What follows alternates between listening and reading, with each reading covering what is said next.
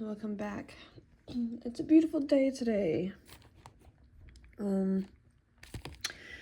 So I hope you're doing well. I've got my coffee. You should get yours. And let's continue where we left off. All right, Genesis 29, Jacob meets Rachel. Jacob resumed his journey, and he went to the eastern country. He looked and saw a well in a field. 3 flocks of sheep were lying there beside it. Flocks of sheep were because the sheep were watered from this well. But a large stone covered the opening of the well. The shepherds would roll the stone from the opening of the well and water the sheep when all the flocks were gathered there. Then they would return the stone to its place over the well's opening. Jacob asked the men at the well, "My brothers, where are you from?" "We're from Haran," they answered. "Do you know Laban, grandson of Nahor?" Jacob asked them. They answered, "We know him." "Is he well?" Jacob said. "Yes," they said. "And here is his granddaughter Rachel coming with his sheep." Then Jacob said, "Look, it is still broad daylight. It is not time for the animals to be gathered. Water the flock, then go out and let them graze." But they replied, "We can't until all the flocks have been gathered and the stone is rolled from the well's opening. Then we will water the sheep." While he was still speaking with them, Rachel came with her father's sheep, for she was a shepherdess. As soon as Jacob saw his uncle Laban's daughter, Rachel with his sheep, he went up and rolled the stone from the opening and watered his uncle Laban's sheep. Then Jacob kissed Rachel and wept loudly. He told Rachel that he was her father's relative, Rebekah's son. She ran and told her father.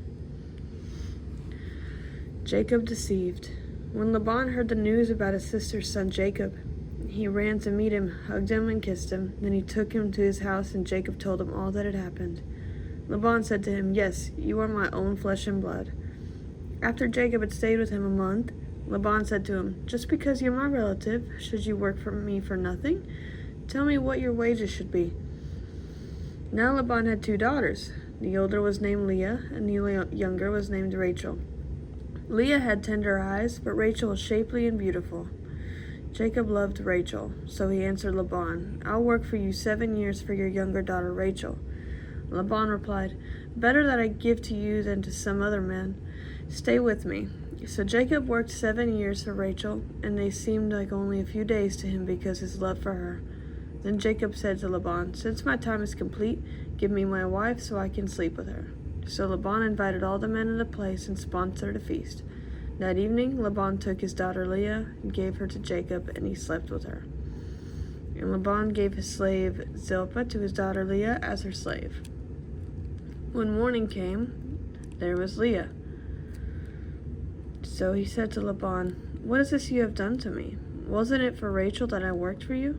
Why have you deceived me?" Laban answered, "It is not the custom in this place to give the younger daughter in marriage before the firstborn. Complete this week of wedding celebration, and we will also give you this younger one in return for working in another 7 years for me." And Jacob did just that. He finished the week of celebration, and Laban gave him his daughter Rachel as a wife. And Laban gave his slave Bilhah to his daughter Rachel as her slave.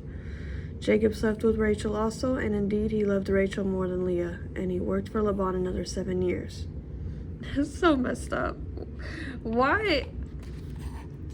Okay, I'm a Christian, but I don't understand the in-family dynamic of wanting to sleep with your relatives. It's kind of bad. I know this is Old Testament. I know it's old time. It's just so weird. It's just so weird. Okay, I'm sorry. I'll keep going. Okay. So Jacob's sons. When the Lord saw that Leah was unloved, he opened her womb, but Rachel was unable to conceive.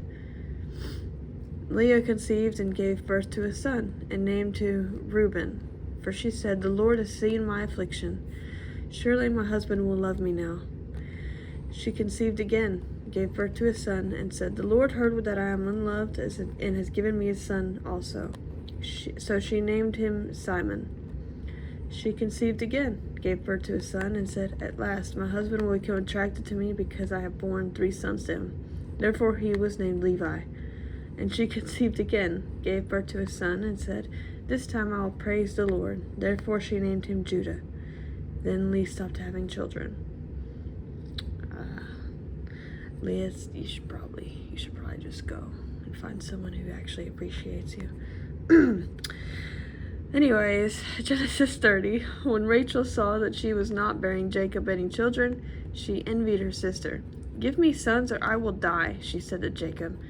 Jacob became angry with Rachel and said, Am I in God's place, who has withheld offspring from you?" Then she said, "Here's my maid Bilhah. Go sleep with her, and she'll bear children for me, so that through her I too can build a family." So Rachel gave her slave Bilhah to Jacob as a wife, and he slept with her. Bilhah conceived and bore Jacob a son. Rachel said, "God has vindicated me, yes, he has heard me and given me a son." So she named him Dan. Rachel's slave Bilhah conceived again and bore Jacob a second son. Rachel said, "In my wrestlings with God I have wrestled my sister and won," and she named him Naphtali. When Leah saw that she had stopped having children, she took her slave Zilpah and gave her to Jacob as a wife. Leah's slave Zilpah bore Jacob a son. Then Leah said, "What good fortune," and she named him Gad. When Leah's slave Zilpah bore Jacob a second son, Leah said, "I am happy that the woman call me happy." So she named him Asher. Y'all need to stop giving this man women. It sounds like Jacob's playing y'all. I don't know. Is it Jacob the one that stole Esau's blessing? I'm still a little salty about that, so I'm just kind of biased against Jacob in the first place. Like, hold on a second. I gotta remember. Who stole it? Who stole it? Who stole it?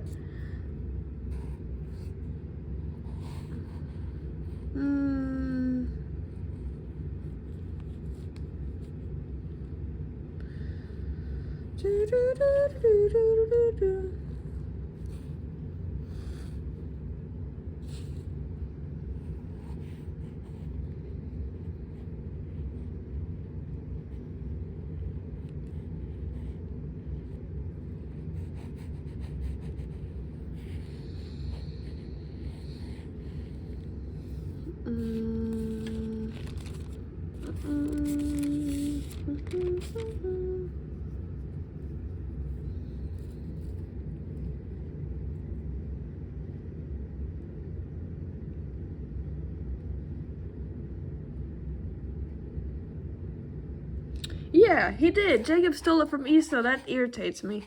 If I'm even saying his name right. If I'm saying his name right, I apologize. But, like, how come this dude's getting all these... And why are they just giving him wives? Like, stop letting him sleep with people. He's playing y'all. I'm sure there's probably a bigger plan, but right now, I don't think I like Jacob very much. I'm just being honest. I need to continue reading. I just need to keep seeing what happens. Okay.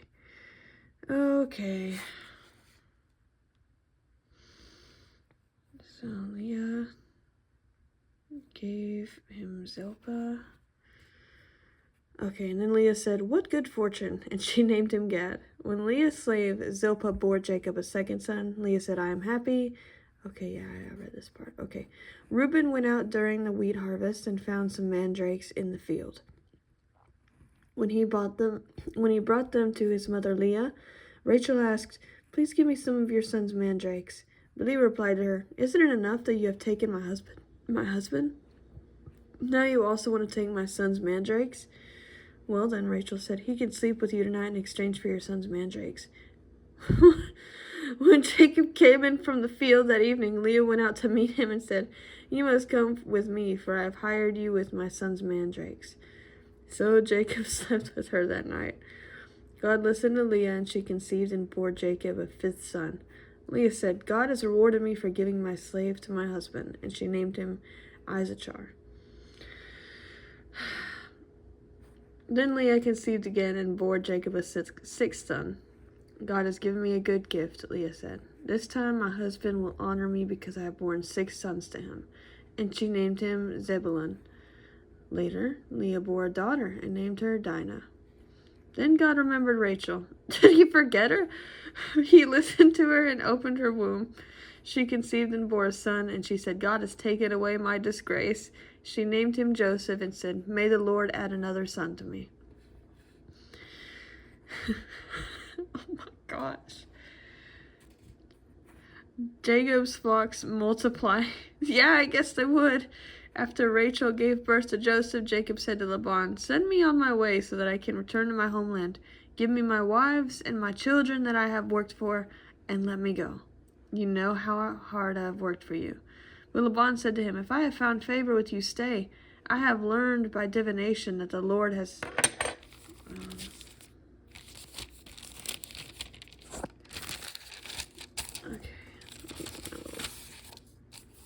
I have learned by divination that the Lord has blessed me because of you.